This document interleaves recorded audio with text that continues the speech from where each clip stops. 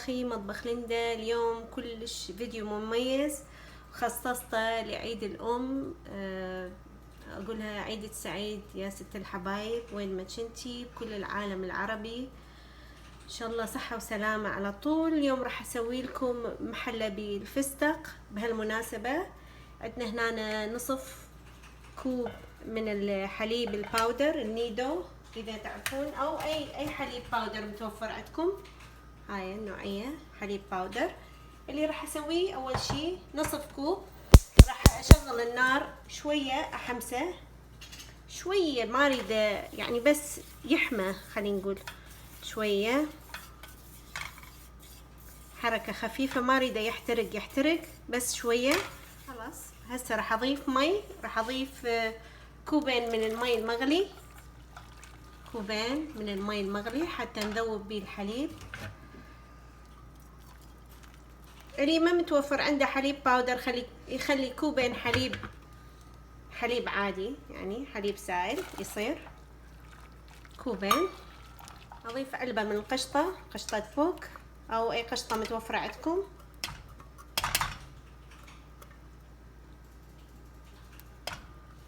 اوكي، واحرك. هنا نشا 3 ملاعق كبيرة من النشا، راح نذوبها بربع كوب مي بارد. لازم يكون مي بارد نذوب بيه النشا. نذوب النشا. دا احمس شوية، دا احمس هذا الفستق المطحون خشن، اني خشن ثرمته او طحنته.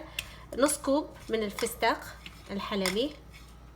هنا على النار بعد الحليب والقشطة راح اضيف لهم هسه شوية شوية النشا اللي ذوبناه بربع كوب مي حتى نسخن المحلى بيه.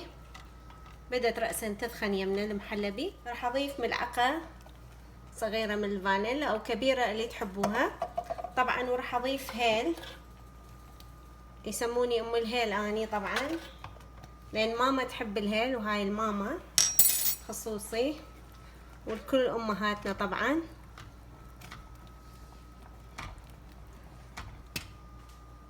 سخنت عندي المحلبي. راح اضيف السكر.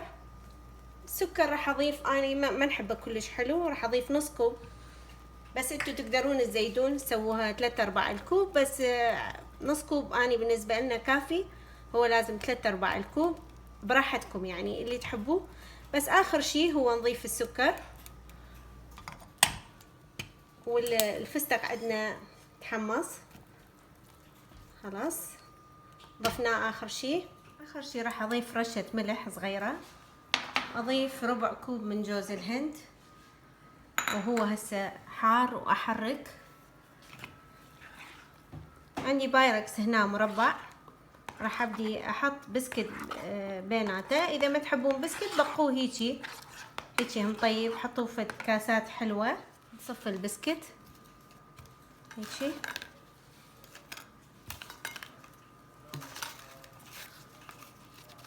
البسكت ماكو داعي تبللوه بالحليب ولا كل شيء لانه ما يحتاج.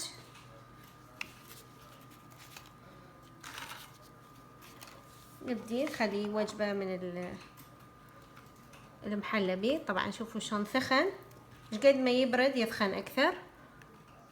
رشة من الفستق، وهذا يعني ماكو داعي لان الفستق هم غالي، بس ما يغلى على ست الحبايب طبعا. بعدين نصب وجبة ثانية من البسكت. نصب مرة ثانية محلبي.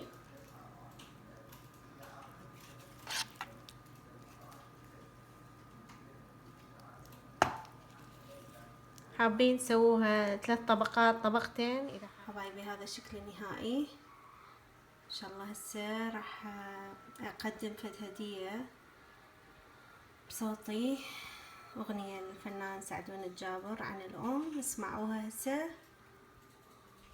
يا أمي يا أم الوفا، يا طيب من الجنة، يا خيمة من حب ووفا، جمعتنا بالحب كلنا.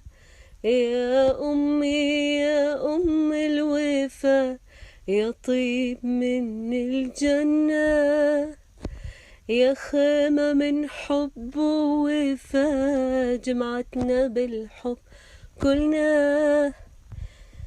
تعلمت الصبر منك يا يمه، الهوى انت الهوى ومحتاجة شمه، يا أغلى وأعز مخلوق عندي، يا ما يا عيوني أمي، سلامة وخير أمي، وجه يمطر محنا القمر ونجوم جنة، يا أمي يا أمي، يا أمي، يا أمي، يا أمي يا أم الوفا.